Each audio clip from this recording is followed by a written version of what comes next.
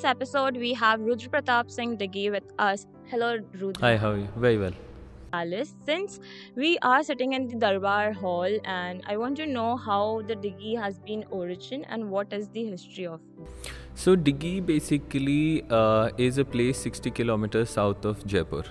We were one of the few erstwhile noble families of Rajasthan pre independence.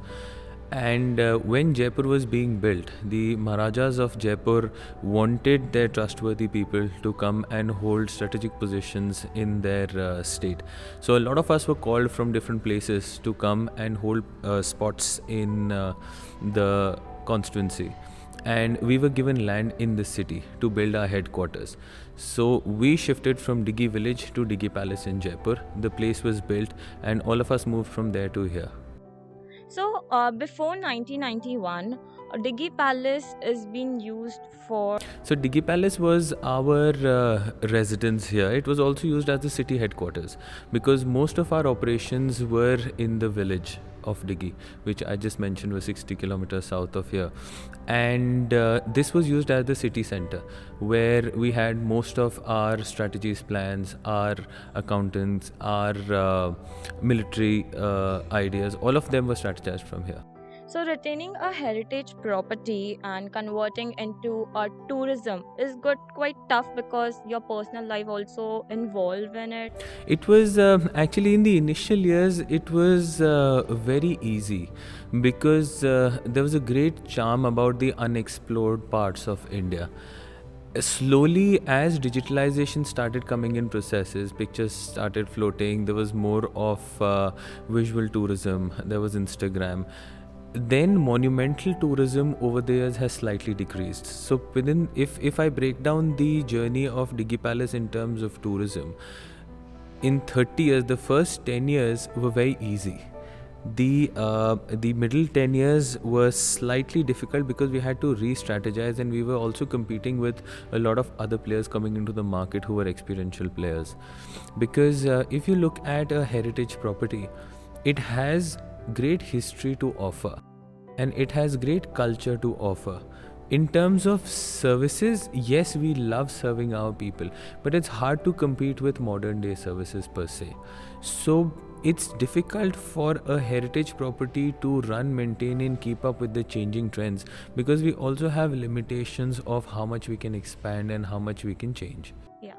So, as this is your residence and you have partially converted into a hotel, so sometimes it may happens with you, right?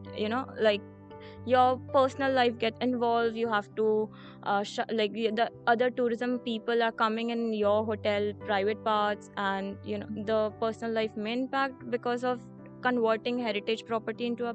Yeah, it's a very funny aspect to this. I tell everyone that I was born in a marriage garden because the hotel was started the year I was born, and I have never had the concept of a private space per se, because everywhere that I would be, I would have customers or staff members, and they've all felt like a part of a family.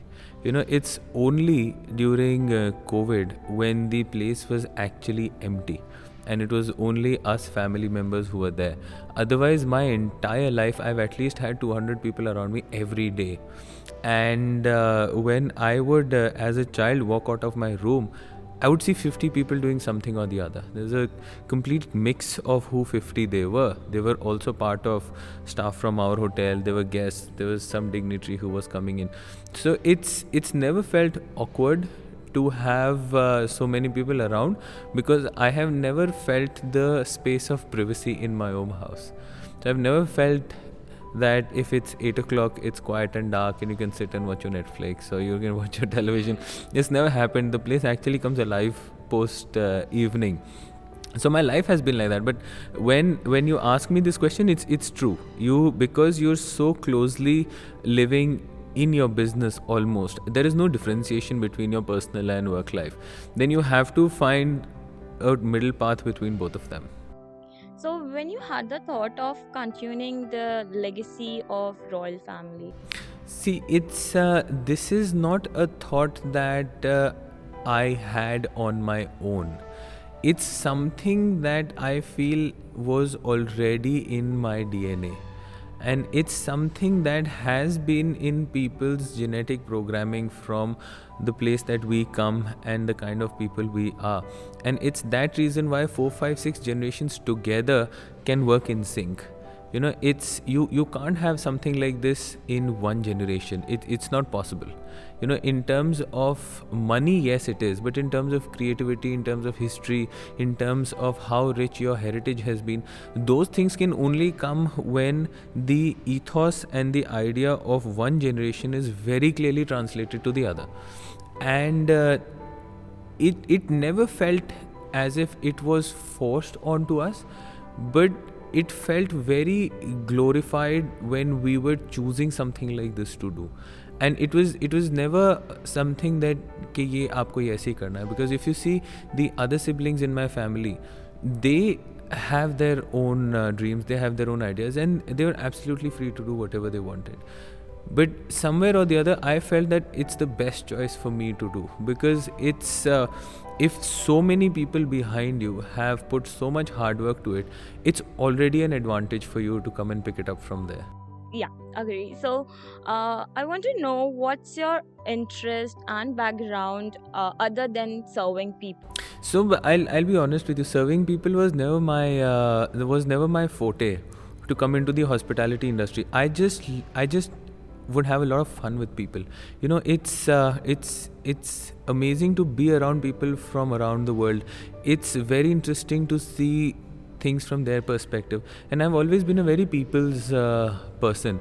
And if you look at my work style, it's pretty laid back, and it's only because there is so much human interaction in my business that I have been able to stick around it, and I can do a 10 to 12 hour shift every day almost. But apart from that, I have a very keen interest in sports as well. I have a keen interest in design. I do a lot of extracurricular activities when it comes to horse riding, when it comes to adventure sports. So all that is there. But it's also again all connected to a very human aspect of people. It's over the years I've realized that since I told you that I was born in a marriage garden almost, and I have had 50, 60, 70 people around me all the time, I can't function with less people around me. And that's a thing that I realized, that I'm a very people's person, and every activity, every interest that I engage into has to have a big human element to it.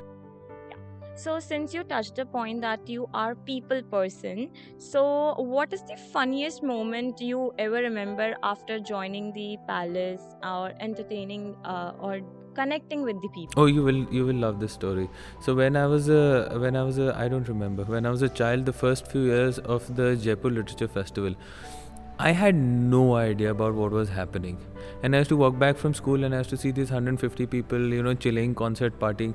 I used to walk inside there. I used to chill with them. Till 2-3 years, I couldn't figure out what was actually happening. And then someone else mentioned this, that, there is an event called Literature Festival happening in Diggi Palace. Believe me, it struck me after 3 years that it's the same event that's happening there. Because it's again the same thing. I was so involved and I was so intrigued by the gathering there. It never led me to find out why and when and who. So it was a lot of fun, but this is a very fun story that I tell people.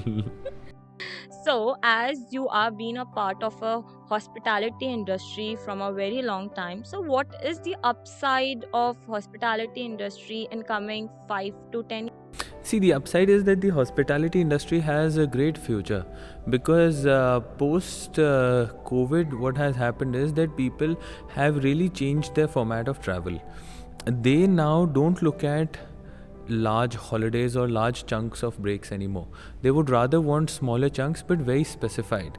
So the quantum of people, the amount of people who can travel now is more than what would it be before. But the thing is that now, because of so many options around and because of so many new players coming into the market, standards of everything has really gone up. So the standard of service has gone up, the standard of product has gone up, and everyone is looking for their value for money. And people in the hospitality business now cannot tiptoe their way through service and the pricing. You have to be very specific about what you're charging and what you're giving as service, because the internet is open to everyone. There is word of mouth that floats. So now it's become way more specific, as I would say, rather than 20 years ago where it was like a fun homegrown business. Now it has to be slightly more scientific, slightly more calculative and precise. Okay, so as you are maintaining and continuing the legacy of your family, so and heritage places, which like what's the hype of heritage places in India or globe? See, the hype of heritage is that it has a feel to it that you can't buy with money. You can't buy 400 years. You can probably build the same building. You can't buy the stories that it's gone through for hundreds of years. And that is something that not only in India, worldwide, the hype of heritage and history is that even if it is mediocre, you can't buy it with money. That is the reason that heritage tourism will always stay on the top. But the flip side of that is that you can't be pompous about the same also. You can't say कि हमारे पास history है तो हम ऐसे ही हैं और हम ऐसे ही रहेंगे. You have to be very smart in adapting to what's also happening around, keeping in mind everything that you have as heritage, and that has to be your core and unchanged. So, cost of operating heritage property versus the commercial property has some upsides or also have downsides as. See, that's a very interesting question. We break up the cost of a project in two phases. You break it up into initial investment, and then you break it up into a running cost. The initial investment for a new property is obviously way more, because when you are converting a heritage property into a hotel, until and unless it's not like a 7-star property, you already have the structure present there. So that is not very high, but the cost of running it is extremely high, because you have to work with the existing framework that there is. So you eventually, over the period of 10-15 years, end up spending the same amount. Most of the expense goes into preserving what you already have, and we over the years have realized that it's easy to just remake. But it's not possible with a heritage property, because you're not allowed to convert so much, and you're not allowed to do all those changes. So running a heritage property is slightly more difficult and more expensive. So, what is the expandability avenue of heritage property? Because, as you said, that it has been connected with the feel of it, not just the touch or just like the recent trends. So, what is the expandability of heritage? See, in the expandability, if you're talking about in terms of the physical structure, is very, very, very low.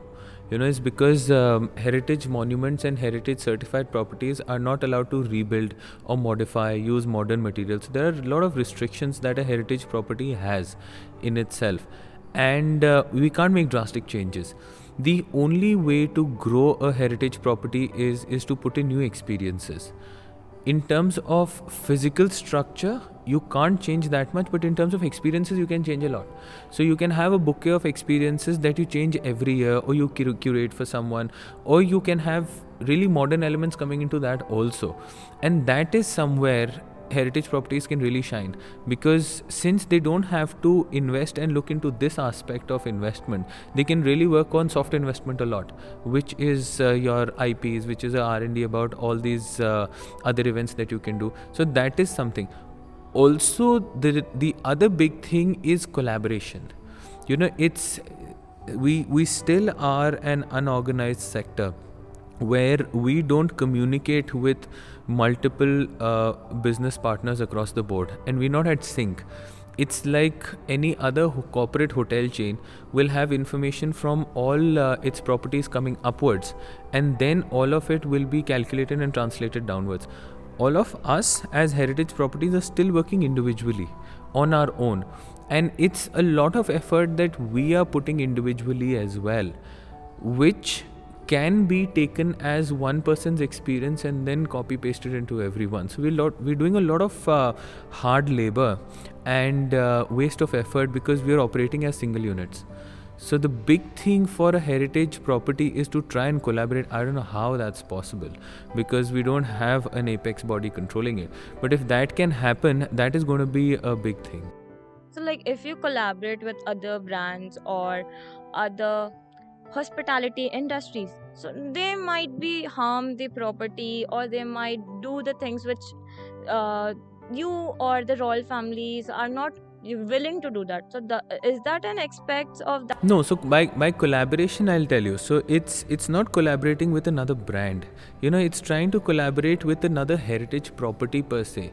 Say for example, and we've tried that in the past also. So for example, you pick up Rajasthan as a state. You will pick up the three prominent destinations that Rajasthan has. So you'll pick up Jaipur, you'll pick up Jodhpur, and you'll pick up Udaipur. And we will be one hotel in Jaipur who will cater to the circuit, as you say. We will have a conversation with someone in Udaipur, a property who's a fast standard, a property who's willing to partner, and then we'll have a conversation with someone in Jodhpur as well. And we will say that, okay, let's build a package where we bring in a guest, and 3 days he stays in Jaipur, 3 days he stays in Udaipur, and 3 days he is in Jodhpur. And one place, if say like for example we do excellent food, so we will give him a 3-day food experience. Then he goes to Jodhpur. One day they're going to give him a textile experience. One day they're going to give him a heritage walk. One day they're going to take him for a village safari. When he goes to Udaipur, he'll be taken to the lake, he'll be taken to the forest. So it's a collaborated experience for a guest, which he will not be able to curate on his own. So if you can give him a full package of a heritage tour for 10 days across the state with the niche properties and their niche products, it's a very sellable idea. Okay, so like, by this thought, I think that you are saying that variety should be served to the people. Also, it has to be a collaborated effort. It has to be one person doing one job. So say for example, if we have to specialize in F&B, we will only specialize in food and beverage to a very high extent. If there is someone else who specializes in say naturopathy or Ayurveda, they will do their research. So a customer is getting the best of everything that there is. Otherwise, we will have to invest in 5 products where we will have to divide our attention. Also, each heritage property is different in itself. There is no way possible that one brand can come in and do justice to all 4. So each owner has to have his own narrative also. And all of them have to be put together, and it has to be made like a business idea and sold to people outside. Okay, so what's your thought on being dynamic is better, or being perfect in one field is better? Jen, it's a very tricky question. It's actually like the chicken and the egg question, because because if you are, everyone should be perfect in what they're doing, but if you are not looking around on what's happening, and if you bypass the trends, then your perfection is of no use. I have seen excellent products, like I have seen world-class products not doing very well just because they are slightly off the trend, just because they're slightly off usability. Like I'll give you an example.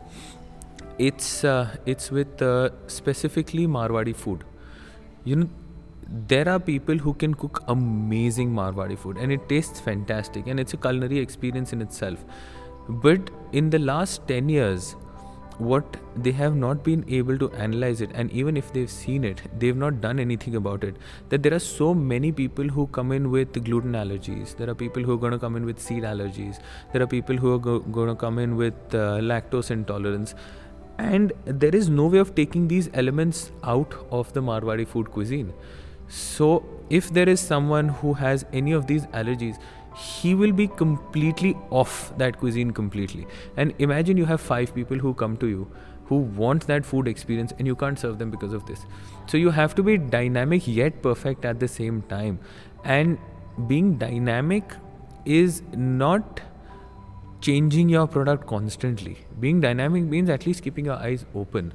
Now with again, I will tell you, like with food, what's happening is that you have to be very health specific also, because now people are not looking at only eating a lot of food, or they're not looking at only the taste factor of it. A lot of people are very calorie conscious as well.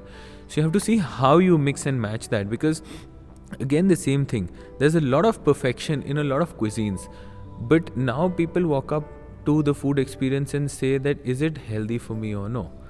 So you have to be able to see that you don't start serving absolutely like salad and stuff like that, but how do you healthify your cuisine also keeping everything intact.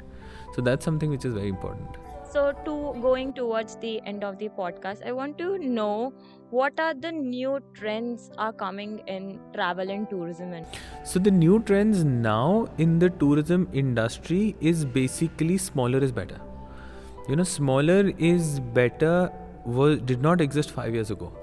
Now people are not looking at how large the room is. They're not looking at how much food you're eating. They're not looking at how big your swimming pool is. They're not looking at how big your gardens are. But they will really appreciate an infinity swimming pool on the top floor. They will really appreciate a tapas menu which has smaller tasting items. They will really appreciate a wine tasting session. They will really appreciate a smaller room which has a fantastic view. So, and it's hard for people who have been in the travel trade for so long to try and understand that, because for a very long time bigger was better. And the same thing has happened with holiday planning as well. People are okay spending just 2 days at one destination, where earlier you always saw people spending larger number of days and higher money in one destination. So this is one change that is drastically coming into the industry, where people have to try and realize that the smaller is better. So, like, it should be added some touch and feel, or you can say experience with the travel industry. It's, I won't say experience, but for places like us, I'm not talking about the big chains, because the big chains already have all of this put down. But for people like us, it really has to be a personal endeavor. It can't be a cut and copy from somewhere else. It can't be looking at another's idea and then bringing it down, because it might take long, but your success formula has to be your own. So it's a very hands down business. It's almost like stitching clothes.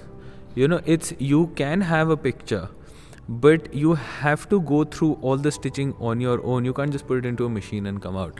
So travel trade has also become like that, because now people, apart from all the services, are also looking at a personal touch. They're also looking at meeting the owner. They're also looking at a longer term relation, where if they come back they recall as people. So all of those things are very, very important for a personal run property. Okay. So, thank you, Rudra, for having on our podcast. Absolute pleasure. I hope like our audience would get a lot of knowledge of hospitality industry. That's nice. Thank you.